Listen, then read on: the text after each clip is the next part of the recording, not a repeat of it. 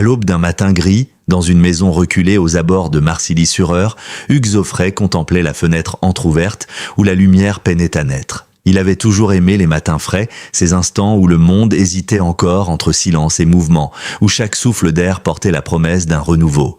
Mais ce matin-là, rien ne semblait promettre quoi que ce soit. La lumière elle-même paraissait fatiguée, comme si elle partageait, sans le vouloir, le poids qui pesait désormais sur les épaules du chanteur. Hugues, silhouette fine malgré l'âge, se tenait là, immobile, absorbé par ce sentiment étrange qui rôdait autour de lui depuis plusieurs mois. Ce n'était pas seulement la fatigue, ce n'était pas seulement le temps. C'était quelque chose de plus profond, de plus sourd, un secret qu'il portait dans son cœur comme un fardeau invisible et que personne, ou presque, n'avait deviné. Le public le croyait inébranlable, un monument, un rescapé de toutes les tempêtes. Depuis plus de 60 ans, il avait traversé les décennies avec une énergie juvénile, la guitare en bandoulière, le sourire entier, la voix claire. Ses chansons avaient accompagné les routes de plusieurs générations, des premiers bals populaires jusqu'aux grandes scènes où il chantait encore, étonnamment droit, tandis que beaucoup de ses contemporains avaient choisi de disparaître des projecteurs. Mais derrière ce sourire, derrière cette fidélité au public, il y avait depuis un certain temps une ombre qu'il dissimulait avec cette élégance calme qui lui était propre.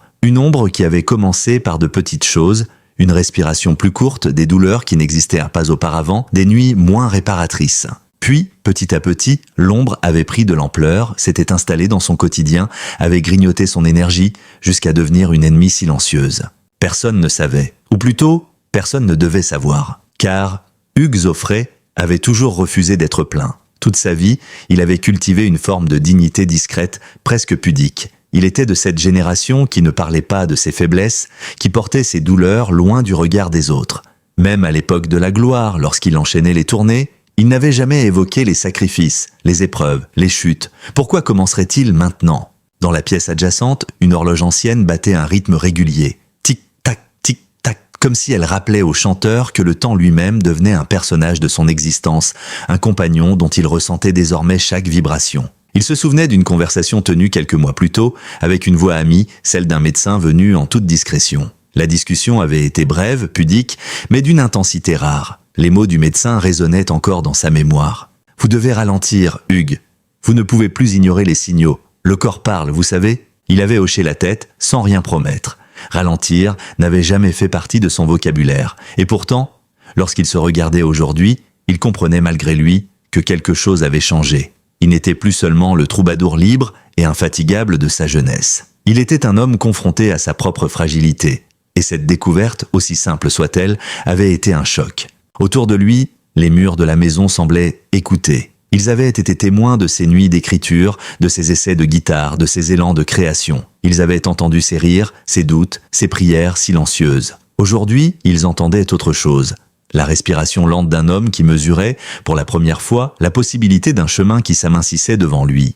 Pourtant, malgré cette ombre croissante, Hugues Zoffray n'avait rien abandonné. Il continuait à écrire, à composer, à rêver. Il notait des bouts de phrases sur des carnets usés, griffonnait des mélodies, évoquait des souvenirs. Il parlait souvent de la mer, des chevaux, de la terre, de ces éléments simples qui avaient façonné son imaginaire. Dans un coin de la pièce, sa guitare reposait contre un fauteuil. Le bois, légèrement usé, semblait respirer la même fatigue que son propriétaire. Hugues s'en approcha lentement, passa les doigts sur les cordes. Un accord doux s'en éleva, fragile, presque timide. Il ferma les yeux. L'espace d'un instant, il redevint celui qu'il avait toujours été. Un conteur, un passeur de lumière, un homme qui transformait ses émotions en sons, ses joies en refrains, ses douleurs en poésie. Ce n'était qu'un instant.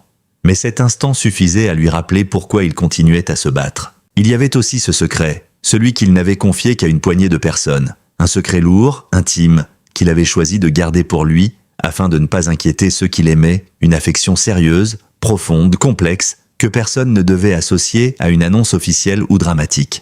Dans son esprit, tout devait rester simple, discret, presque invisible. « Tant que je peux chanter, je vis », disait-il souvent. Et c'était vrai. Même si la voix mettait parfois plus de temps à se réveiller, même si les concerts demandaient plus de préparation, même si les voyages devenaient fatigants, Hugues Zoffray savait que la fin d'un chapitre n'était pas forcément la fin du livre. Pourtant, quelque chose ce matin-là lui disait que le chemin qu'il avançait n'était plus tout à fait le même. Qu'il se passait quelque chose en lui, non pas une peur, mais une forme de lucidité nouvelle. Un sentiment calme, mélancolique, presque doux, qui lui murmurait que la vie, même dans ses ombres, restait un cadeau. Au loin, un oiseau chanta. Un merle, probablement. Il sourit faiblement. La lumière entra enfin par la fenêtre. Elle n'était pas éclatante. Elle n'était pas triomphante. Elle était simple, humble, apaisée. Comme lui. Le soir tombait lentement sur la campagne normande, enveloppant les arbres d'une brume légère comme un voile tiré sur un souvenir trop vif. Dans la maison silencieuse, Hugues Zoffray avançait d'un pas mesuré, une tasse de tisane chauffant légèrement ses mains. La journée avait été longue, un peu plus lourde que les autres, comme si chaque mouvement lui coûtait un fragment d'énergie qu'il ne savait plus comment récupérer. Il s'installa près de la cheminée, où dansaient encore quelques braises rosées. Le feu avait été son compagnon fidèle depuis toujours, un ami qui parlait bas, qui crépitait doucement pour lui rappeler que chaque flamme, même vacillante, possédait sa propre beauté fragile. Et ce soir-là, cette fragilité lui ressemblait trop. Depuis plusieurs mois, Hugues vivait avec ce secret qu'il avait choisi de ne partager avec personne. Pas un mot à la presse, évidemment, pas un mot au public, qu'il aimait d'un amour presque familial, pas même à certains proches qu'il voulait préserver. Cette retenue n'était pas de la peur, c'était de la pudeur, celle qui avait toujours guidé sa vie. Ce secret, bien que jamais nommé, était devenu son compagnon constant. Il se glissait dans ses gestes, dans ses silences, dans les interstices de ses journées. Parfois, il semblait presque tangible, comme une ombre qui le suivait dans les couloirs de la maison. Pourtant, malgré sa présence, Hugues avait décidé de continuer à vivre comme si rien n'avait changé. Chaque matin, il se levait tôt, il rangeait son atelier de peinture, accordait sa guitare, révisait des partitions anciennes. Il relisait même de temps à autre des lettres de fans conservées dans des boîtes en carton. Ces mots remplis d'amour et de reconnaissance avaient toujours été pour lui un carburant inépuisable. Aujourd'hui, ils étaient devenus une lueur de plus dans ses journées parfois sombres. Un soir, alors qu'il triait des souvenirs, il tomba sur une lettre particulièrement ancienne, écrite à l'encre bleue, légèrement délavée. « Merci pour vos chansons, elles nous tiennent debout quand nous vacillons. » Il relut la phrase plusieurs fois, comme si elle lui était destinée aujourd'hui plus que jamais. Il sourit. Un sourire lent, doux, chargé d'émotion. Dans le silence de la maison, il pouvait entendre presque chaque battement de son cœur, autrefois si rapide, si insouciant, et désormais un peu plus hésitant. Le temps, inexorable, lui rappelait que la vie était une succession de cycles. Hugues n'en avait jamais eu peur. Il avait traversé des tempêtes personnelles, des ruptures, des adieux, des renaissances. Il savait que tout être humain portait en lui ce mélange de lumière et d'ombre. Mais cette fois, l'ombre avait changé de nature. Elle s'était faite plus insistante, plus intime, plus sournoise. Ce n'était pas une douleur violente. C'était un signal, une fatigue qui revenait encore et encore à des moments imprévisibles. Une sensation étrange de vide, comme si la vie lui s'échappait par de petites fissures invisibles. Il avait appris à composer avec elle, à l'ignorer quand il le pouvait, à la contourner quand elle se montrait trop obstinée.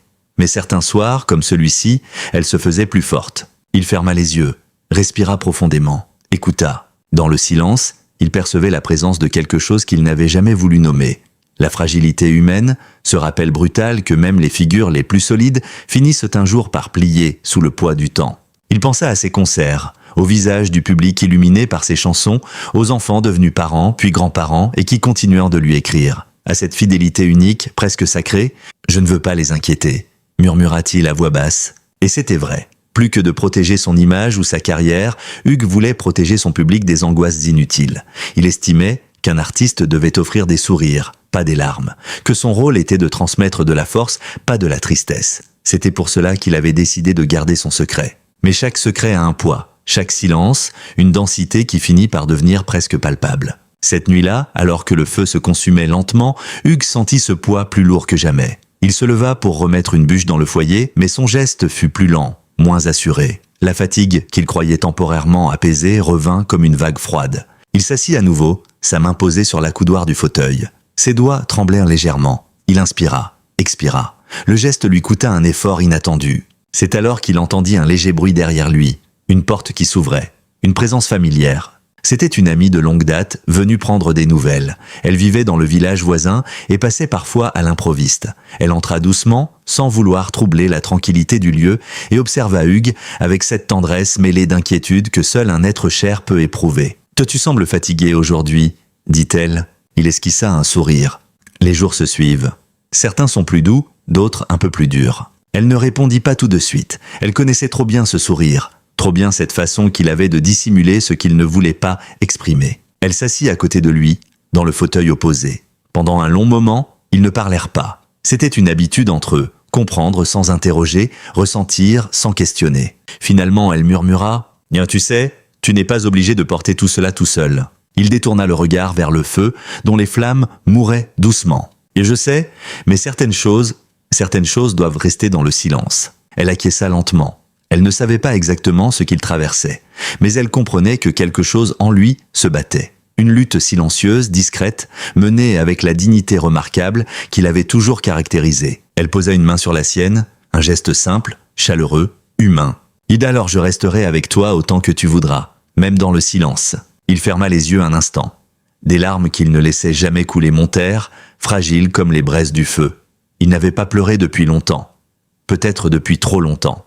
Lorsqu'il rouvrit les yeux, une paix nouvelle éclairait son visage. Il comprit alors que même si le secret pesait, même si la fatigue gagnait du terrain, même si le chemin devenait plus étroit, il n'était pas aussi seul qu'il l'avait cru. Cette épaule amie, cette présence douce, cette main posée sur la sienne, c'était peut-être la seule lumière dont il avait encore besoin. Les jours suivants s'écoulèrent comme des pages qu'on tourne lentement avec précaution, de peur de froisser le papier. Hugues Zoffray, fidèle à sa discrétion légendaire, continua à vivre dans une routine simple, presque monastique. Pourtant, quelque chose avait changé depuis la visite de son ami. Une douceur inattendue s'était installée dans sa maison, comme si la présence silencieuse de cette femme avait laissé une empreinte invisible sur les murs. Chaque matin, il se levait un peu plus tard. Chaque geste lui coûtait un peu plus.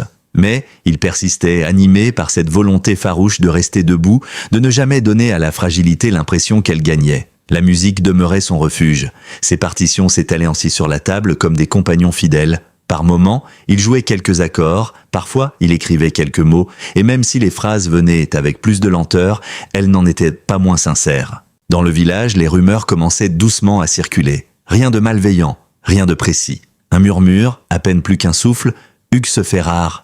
Il a l'air fatigué. On ne le voit plus au marché. Les habitants, respectueux de sa tranquillité, ne s'aventuraient pas à poser trop de questions. Ils savaient qu'il aimait la discrétion, qu'il avait toujours vécu loin du tumulte médiatique. Mais l'inquiétude s'installait, subtile, presque tendre. Un après-midi d'hiver, alors que la pluie tambourinait doucement contre les carreaux, Hugues s'assit à son bureau et ouvrit un carnet neuf. Il avait décidé d'écrire une lettre, peut-être la lettre la plus importante de sa vie. Non pas un adieu, pas un message sombre, plutôt un témoignage, un héritage immatériel. Une manière de dire ce qu'il n'avait jamais osé formuler à haute voix. La plume trembla légèrement lorsqu'il la posa sur le papier. Les premières lignes vinrent d'un seul trait. « Si un jour mes mots ne peuvent de plus chanter, que mes chansons continuent de parler pour moi. » Il s'interrompit. Un éclair de mélancolie traversa son regard. Il pensa au public, à ces milliers de visages croisés dans les salles de concert. Tous ces gens, qui avaient à pleurer, rient, dansaient au son de ces mélodies. Il n'avait jamais pris pour acquis leur amour, il l'avait toujours considéré comme un miracle quotidien.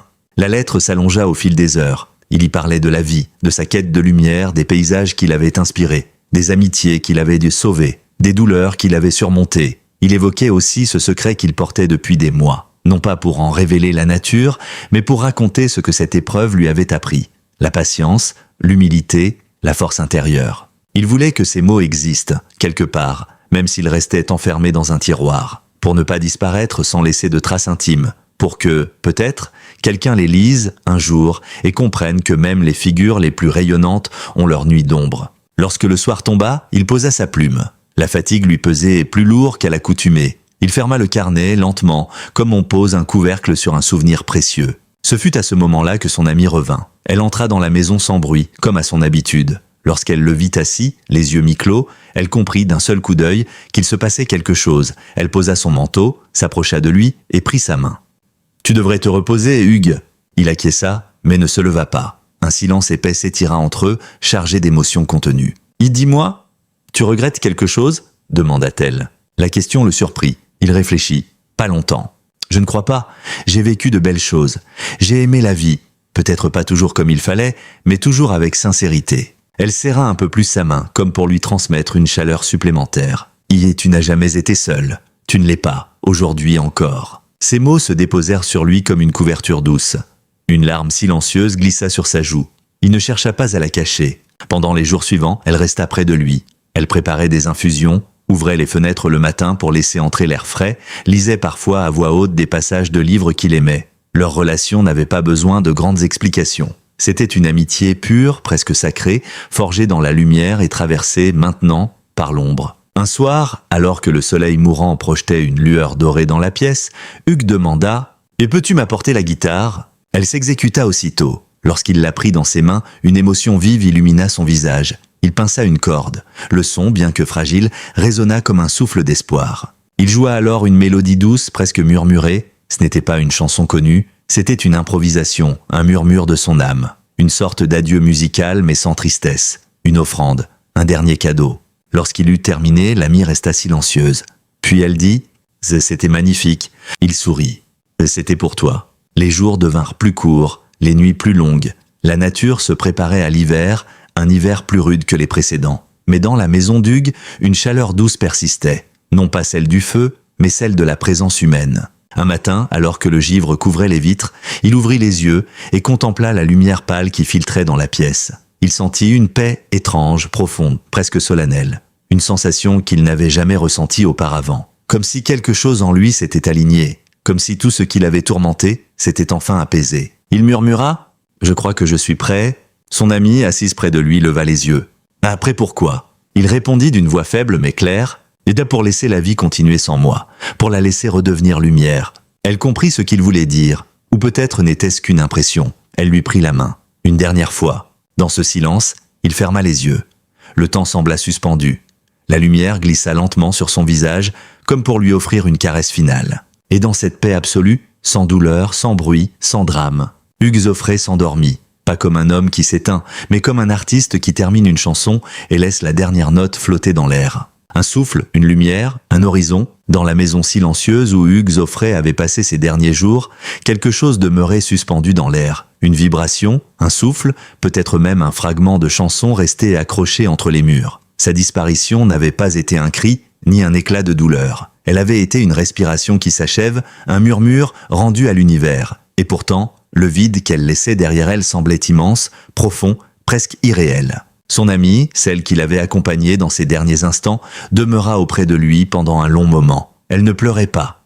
Pas encore. Elle observait simplement ce visage apaisé, marqué par la sagesse, la passion, les combats invisibles qu'il avait menés dans le silence. Il ressemblait à un homme qui venait d'atteindre un rivage lointain après avoir navigué toute sa vie.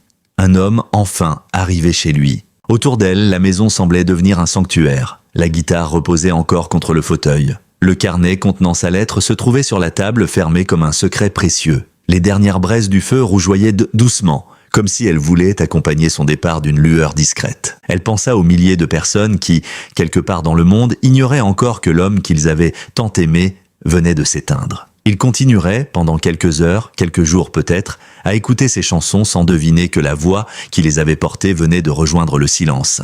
Et pourtant, elle savait que lorsque la nouvelle se répandrait, quelque chose se briserait dans le cœur du public. Car Hugues n'était pas simplement un chanteur. Il était une mémoire collective, un fil reliant des générations entières à leurs moments de bonheur, de mélancolie, de rêve. Elle resta près de lui jusqu'à ce que le soleil disparaisse derrière les arbres. Puis elle se leva, doucement, et alluma une lampe. Une lumière chaude inonda la pièce, chassant l'obscurité naissante. Elle prit une feuille de papier et écrivit quelques mots qu'elle laisserait sur le bureau, non pas comme un adieu, mais comme une promesse. Tes chansons continueront de vivre. Elles marcheront là où tu ne peux plus marcher. Elles parleront quand le monde oubliera d'écouter. Elles seront ta lumière, même dans nos nuits les plus sombres. Quand elle quitta la maison, le vent léger fit frémir les feuilles des arbres autour du jardin. On aurait presque dit qu'il murmurait quelque chose, un fragment de refrain ancien, une trace de ce que Hugues avait laissé derrière lui. Et tandis qu'elle s'éloignait sur le chemin caillouteux, elle comprit que certaines vies, même lorsqu'elles s'éteignent, continuent d'éclairer celles des autres. Car la véritable grandeur d'un artiste ne réside pas dans son souffle, mais dans ce qu'il lègue à ceux qui restent. Chers amis, si vous avez suivi cette histoire émouvante jusqu'au bout, c'est sans doute parce que vous avez ressenti un peu de la lumière que Hugues Aufray, même dans cette version romancée, a laissé derrière lui. Ces histoires ne parlent pas seulement de tragédie et de séparation, mais aussi du pouvoir de la mémoire, de l'art et de l'humanité. Sur notre chaîne, chaque vidéo, chaque article, chaque histoire est créée avec amour pour celles et ceux qui ont touché le cœur de millions de personnes. Nous racontons leur parcours avec émotion, respect et profondeur, non pas pour exploiter la tristesse, mais pour préserver la lumière qu'ils ont laissée dans notre mémoire collective. Si vous souhaitez continuer à suivre avec nous ces histoires touchantes, des vies extraordinaires, des artistes qui ont marqué leur époque, des parcours semés d'épreuves et de résilience, des messages humanitaires qui résonnent dans chaque chanson, chaque rôle, chaque pas. Alors n'hésitez pas à vous abonner dès maintenant. Ce simple geste de votre part est un immense encouragement qui nous permet de continuer à créer ces histoires magnifiques, profondes et inspirantes. Chaque abonnement est comme une bougie que vous allumez, éclairant le chemin qui nous permet de partager des histoires inédites.